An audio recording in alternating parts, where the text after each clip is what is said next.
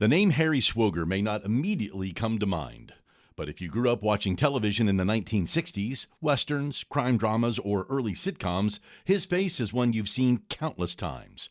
A bartender, a sheriff, a detective, a tough guy, a neighbor. He was everywhere. But long before Hollywood, before the lights, the cameras, and over 100 television roles, Harry Swoger's story was rooted in small-town Ohio.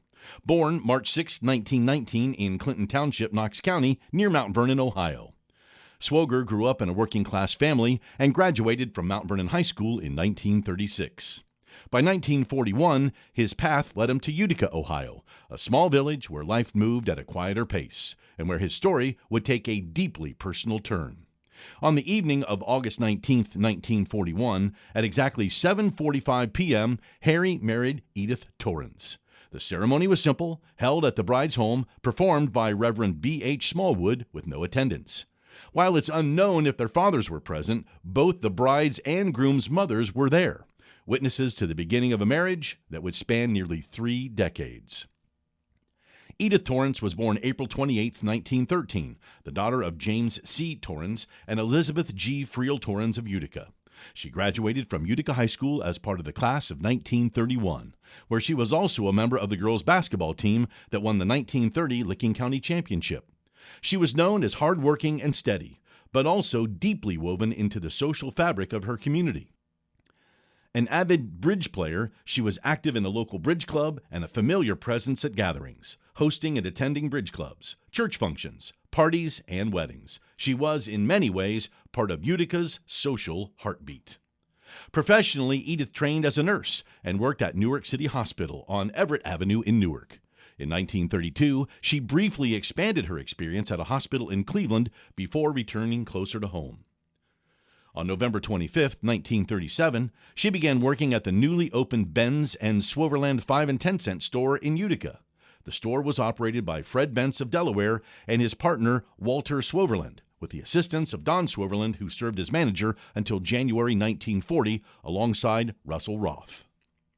Roth, formerly of Upper Sandusky, assumed management near the end of January 1940. The store was part of a small chain operated out of an office in Upper Sandusky. Edith remained with the store through its transition in ownership when Dwight Jewett purchased it and took over management on October 17, 1940. While there is no clear record of when she left Mr. Jewett's employment, it appears she later returned to Newark City Hospital. After the ceremony, Harry and Edith began their married life together in the Jewett apartments, likely located above or connected to the store itself, placing them right at the center of daily life in Utica.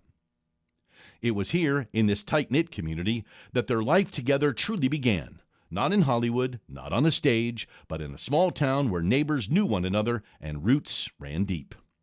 But the world was changing. In July of 1942, while working at the Pittsburgh Plate Glass Company in Mount Vernon, Harry Swoger was drafted into the United States Army, just 23 years old.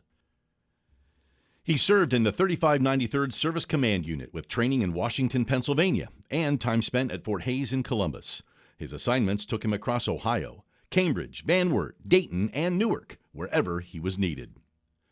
During this time, Edith's life shifted as well. She worked at Newark City Hospital, but like many wartime wives, she adjusted her life to follow the needs of service. When Harry was stationed in Dayton, she left her position to be closer to him. Meanwhile, Harry served as an occupational rehabilitation counselor at Fletcher General Hospital in Guernsey County. On January 10, 1946, he was discharged with the rank of Staff Sergeant. Like many returning veterans, Harry faced the question, what comes next? In 1947, he and Edith moved to Union Street in Newark, beginning the next chapter of their lives together.